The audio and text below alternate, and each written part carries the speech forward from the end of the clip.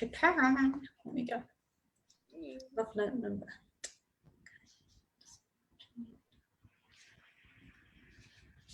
I think we're live. Yes, I think you're right. Right, well, we're live here with our Viva Love Note number 8. We've had a little bit of a break. We had a bit of a summer break, and here we are back in September. Can you believe it's the 1st of September? It's really difficult to believe. I don't know where this year's gone, quite honestly. But here we are on the 1st of September, less than 2 months away to our Viva Goes virtual event, which is crazy as well to think about. Yes. But welcome, Adey-Jones, all the way over there in California. We're delighted that you have accepted our invitation to do the Love Note and to be one of our speakers at Viva in October. And yeah, we do these sort of 20-minute Love Notes to share with people some valuable insights that you've had, things that we want to share with people. And I love you've chosen a title about challenging times. Of course, we are in challenging times for a lot of people right now, but you've chosen a topic, how to survive challenging relationships in challenging times. And I know from reading your bio and talking to you a little bit before that you've had some experience with that. So we're delighted that you want to share some of that with people who are here listening to us and watching the recording. So welcome. And just to say that because we keep our introductions brief, if people would like to find you, it's Adey-Jones.com, and you're on our Viva website, so you can be found. All right, lovely. Well, thank you so much. I'm really happy to be here, and I love what you said, Sheila. I have had my fair share of challenging relationships. Yeah, and I'm not going to go into the whole history that everybody pretty much is sick and tired of hearing that, I think. But basically, I struggled with codependency for most of my life, actually. I would even say till I came across the principles. That's what I was diagnosed with, and post-traumatic stress disorder. And I kept finding myself in that same loop of dysfunctional relationships. And I know in the principles we don't label or diagnose anybody. So, but when I talk about, excuse me, codependence or narcissistic abuse, I'm just using a term to describe a set of behaviors. Sorry, I've got a dry throat today. I have allergies over here. And so anyway, what I was going to say is what sort of constitutes a challenging relationship. So some, it's different to everybody, but, it's usually a relationship that's really highly volatile. There's a lot of name calling, there's raging, there's lack of boundaries, and just sort of really dysfunctional, projecting, lying, cheating, maybe addictive relationships. And there's a lot going on right now because, well, we're still in pretty much not lockdown, but we haven't opened up as much as you have in Europe and in the UK. But I know that a lot of people during the severe lockdown, their relationships sort of exploded. They were really, tested because they couldn't leave, even if they wanted to. So what I'm sort of sharing here is things like when we look through the lens of the principles, things that can really help, like lower the tension, lower the temperature, as I say, while you are confined in that space, especially if you can't leave or don't even want to leave. So some of the things that I saw through the principles after having 30 years of therapy didn't help. It helped a lot. It helped me understand what the dynamics were, but it didn't give me the freedom to get out of it. So that was happened with the principles. So what I saw when I first came across them was that, that my feelings weren't being caused by my partner, massive inside out realization, and that my suffering wasn't due to my circumstances. It was my thinking about my circumstances. And that's why I have my surrender sign behind me. It's the resistance to what is that causes the suffering, I think. And I was always, in a painful relationship that I wished was different. And I put all my effort into trying to change the other person, to change my experience. And what the principles also pointed out to me was really seeing the psychological innocence in the other person, especially if they are behaving in a way that's like really aggressive or demeaning or controlling. And just to say that, you know, behind that, there is a lot of pain and suffering, and we can have compassion for that. We can see the psychological innocence, but it doesn't mean we have to put up with an abusive situation. And then what were the other ones I saw? Oh my God, separate realities was huge for me. I used to take everything so personally. And I used to, yeah, everything was a personal slight. And when I really got that concept that we're all living in our own thought created bubble, it was like, it was amazing. It just gave me the freedom. I didn't just spend hours and hours trying to get in somebody else's head and understand why they did the things they did. It was like, they just do. They're just believing they're thinking and behaving in a certain way. So I don't want to keep going on here. Like some interaction. If there's anything I've shared so far that you want to comment on, would be great. Well, go on, you go, Sue. No, well, I was just thinking, you know, sometimes when people hear the point about the suffering, you know, coming from our perspective or our created reality, it can sometimes be a bit of a shock. And they say, well, what does that mean then? There is no suffering and I should just, you know, I should be okay with whatever happens. And I know you're absolutely not saying that, but I think it'd be great to clarify it so that there's no chance that somebody might think that we're saying, oh, you can just gloss over everything, because we're not.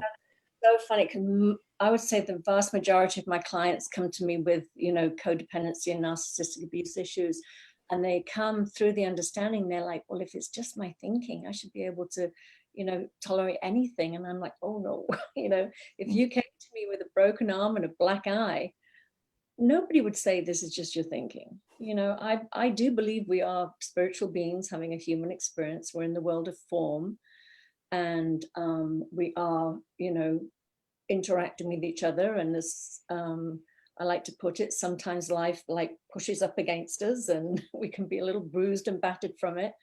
And I think that, you know, emotional and psychological abuse, a lot of people that suffer from it don't feel entitled to call it abuse because they don't have the, you know, and I know sometimes I used to think, I wish you just hit me. It would be easier, because then I'd have a mark to show on the outside the pain I'm feeling on the inside.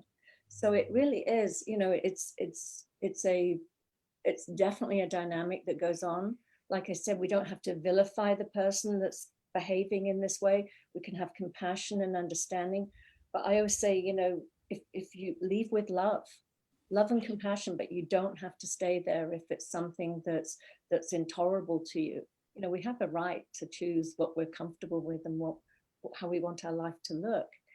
So that brings me actually to creating healthy boundaries. You know, if those boundaries are constantly being violated, don't make threats that you don't follow through on, like, I'm going to leave if you do that again, and then you stay, because all we're doing is teaching somebody else how to treat us when we keep having that fuzzy boundary. And also what I show with my clients is to remain neutral. You know, when somebody, I mean, that's so great too, when somebody else is in a low mood and they're very reactive, you know, don't join in. And don't start using that time to point out somebody's negative behaviors, or, you know, just let them calm down. They will return to some level of innate well-being. And then in a calmer state, if you want to talk about something, do it then, but not while, you know, especially in a volatile relationship, you know, you just asking, you're putting your head in the lion's mouth and asking not to be bitten, basically. Also, I think what happens is, you know, we tend to think that all our emotional needs should be met by our partner. And that's a lot of expectation, or even in the healthiest relationship. So I think if we can, you know, first of all, I think for me, the biggest change too for me was knowing who I was at my essence, that I was equal to everybody else. I didn't need, you know, somebody else to make me feel complete. I mean, it's often, I think when you do suffer from sort of any abuse as a child, you've got this thing of like, you know, wanting some strong, powerful person to come and rescue you. You know, you carry that through time, and that often invites a very strong, powerful, domineering character. And then all of a sudden you're the one that's being dominated and controlled. But I think when you really see yourself as whole and equal to everybody else, you just don't have that expectation to be rescued, and you don't put yourself in those situations where you feel helpless and that you can't take care of yourself. And that's another one. This is a huge one I find with my clients. They often, because especially if they've grown up being nurturing, which a lot of women are, but it's overly nurturing, overly giving to somebody else. They like to rescue people and they feel responsible for people. And I always say, the same resilience and innate well-being and wisdom that we have in us is in them too. So if they are suffering from addiction or whatever it is out there, trust that you don't have to negate yourself and your own needs to take care of them. They have what's inside them, and all it needs is an insight from them to see something differently, to start behaving differently. So that's pretty much a lot of what I saw when I came across the principles. I think if there's anything else. Not much then. Exactly. Just a tiny little, just a tiny little. Well, let's just put it this way. After a lifetime of really unhealthy relationships, I'm in the most amazing relationship and have been for the last 10 years. So something worked. So, yeah. Well, I'm sorry. Sorry, no, I interrupted you. No, I was just going to say, and of course that speaks volumes, doesn't it? And I mean, as they say, the proof is in the pudding of how you're experiencing relationship right now versus how it was before, like pre-principles, if you like, as to what's happening now, and living a relationship that's, I'm sure you've had your challenges during your relationship in the last 10 years. And I think that's probably worth pointing out too, that it's not that everything suddenly becomes a bed of roses, right? There are still challenges, but you're dealing with them in a different way. And I also drew in a different type of person when I sort of reconnected with, I won't say found myself because I never went anywhere, but I was looking in the wrong direction. But when I really understood who I was and my self-worth and things like that, and I was, pure love at my essence, I chose a different partner. And then the other thing I was going to say is it's not just even in the relationship with your partner, but, with my children, I mean, I see that there was some unhealthy patterns that I'd sort of, we pass it on from generation to generation that you don't even question, they look normal. But I can see parenting patterns that, between my upbringing that I thought, that helps create that sort of codependent behavior or even narcissistic behavior. So I really changed my parenting too, which is, my 23-year-old's with me right now and has been here for about the last 7 days. And, we just get on so well, so brilliantly. Because even if he has a little mood, I'm not in there like trying to control it or change his mood. That was the other thing I was going to say. Really allowing our partners to have whatever experience they're having. It's not up to us to change them or fix them or help them get over it. If we just give them space, they will re-regulate really, quickly on their own. And it's the same thing with children, like I said, just giving them space. I used to, if my children, because I have 2 boys, I was frightened that they were going to become like narcissistic too. And they would, if they said something, I would pounce on them like, don't you talk to me like that. And then when I realized I don't have to do that, and I gave them space, it was amazing. They would come up to me and say, "God, sorry, Mum, I was a bit snippy then," or something. Mm-hmm. And again, it's the same in our relationships. If we give our partner time to calm down, they'll own up to their behavior a lot more than if we get aggressive and they get defensive, and it just escalates and escalates. So I saw a massive change there too. So what it sounds like, and this is how it resonates for me, is that we're not looking to fix problems. We're looking to understand what creates everything, including the problems that we perceive. And those problems are not going to be identical person to person, even 2 people in a relationship. You think, oh, we've got this problem. And sometimes they get, I've done this. And then let's say, really? No, I hadn't been thinking that at all. No, sorry if you have, kind of thing. So it feels like pointing people back to the health, the absolute untouched health within them, so that then the relationship's created out of that, as opposed to a textbook situation where, oh, I can see these signs and now I've got to do this and that, which you can't sustain. It's too hard, isn't it? Oh, definitely too hard. I just think that, you know, in really healthy relationships, they're effortless. You know, when two people are doing, you know, they understand where their experience is coming from. They don't project and blame on each other. I think it's very easy to fine tune and have a tweak. But I think sometimes if you've been carrying thoughts since childhood, from childhood trauma, and you're seeking out, you know, because I'm very into psychology as well, as you know, just I study spiritual psychology, so I do see the blend of two. I love it. I'll never dismiss our human psychology.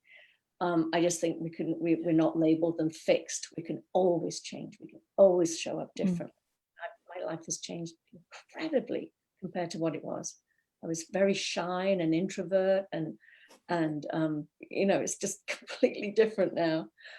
But I think sometimes we've got ourselves into situations, as I said, that were sort of unhealthy from the start. It's not like you went through a rocky time or anything.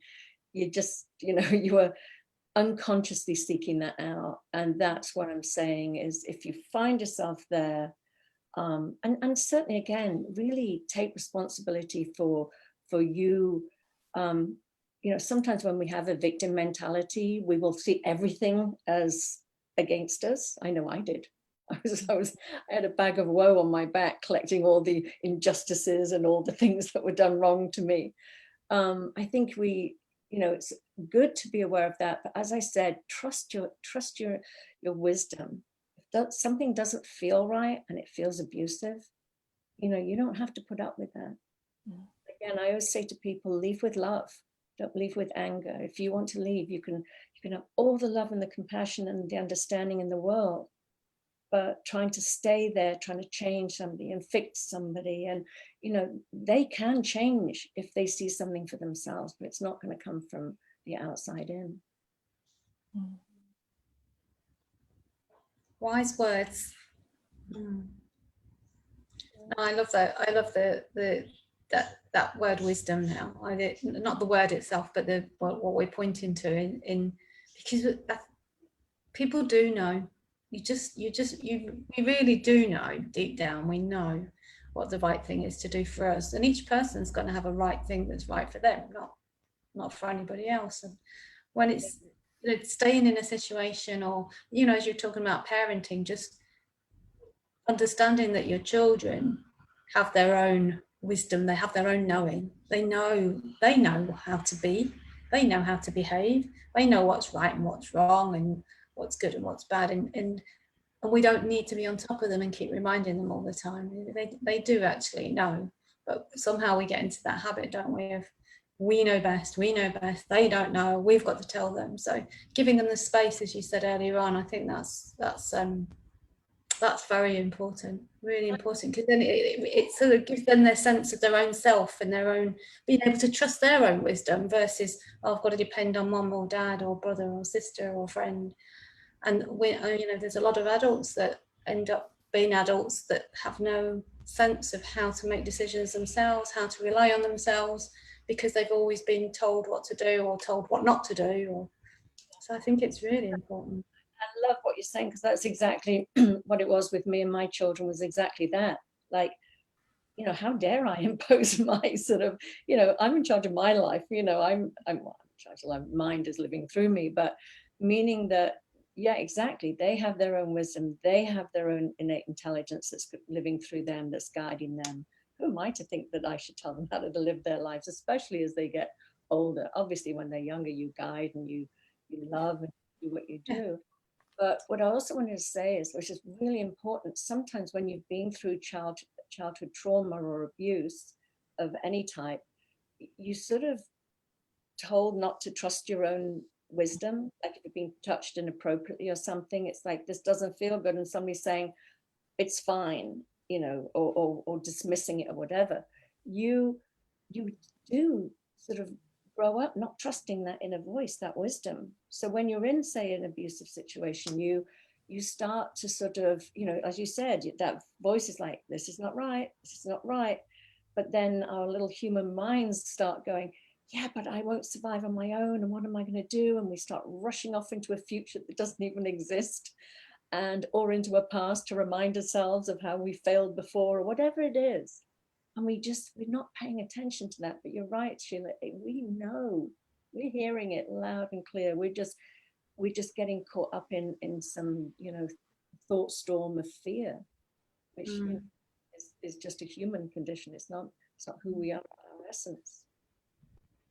So would you say that if in the early years someone has, you know, the version of love that they've been exposed to isn't what we would recognize as a loving relationship, it would in fact be an abusive relationship or whatever, would you say that then what we're pointing to is that may be the case, but within them they still have an untouched, undamaged essence that can heal that, because it feels like it's a misunderstanding of what love is, and then the brain will keep that misunderstanding alive, but given help and support, and such as you're talking about, it feels like that could clear up a misunderstanding, which would be transformational.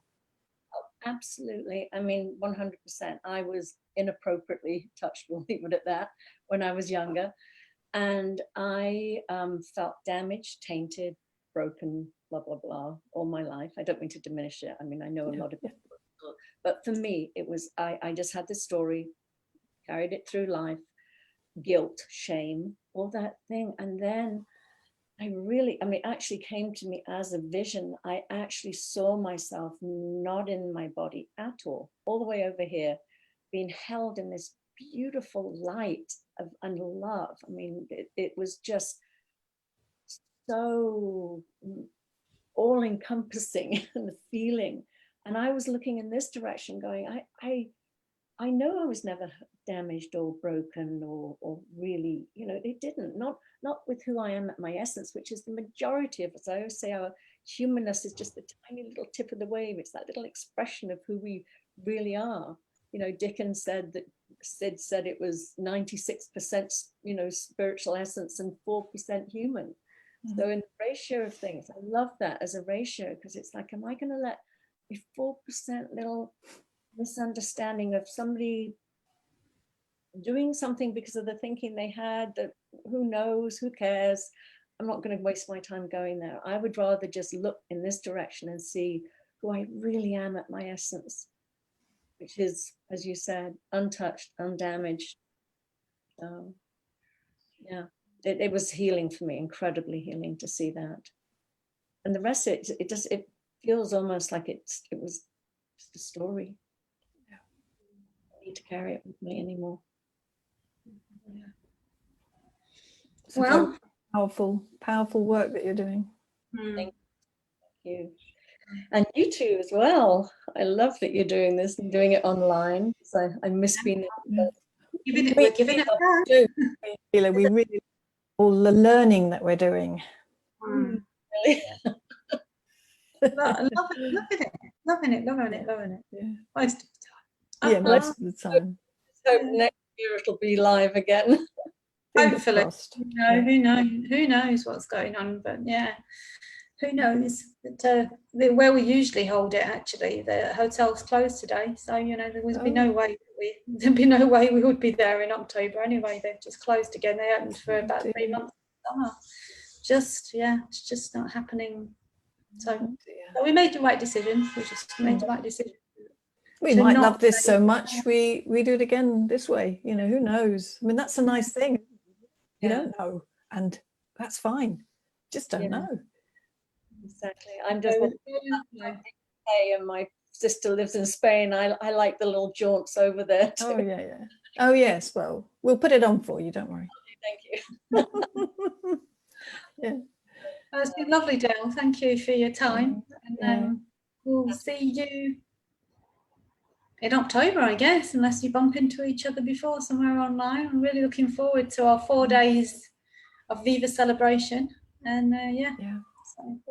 Sure. Thank you so much. Good luck at coming out of lockdown in California.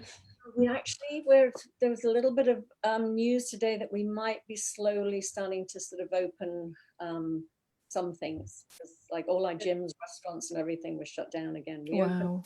got a flare up, so we shut it all down, and now we're tiptoeing. Yeah. Yeah. And you too. All right, take care. Yeah. And Bye for you. now. Bye, everybody. Bye.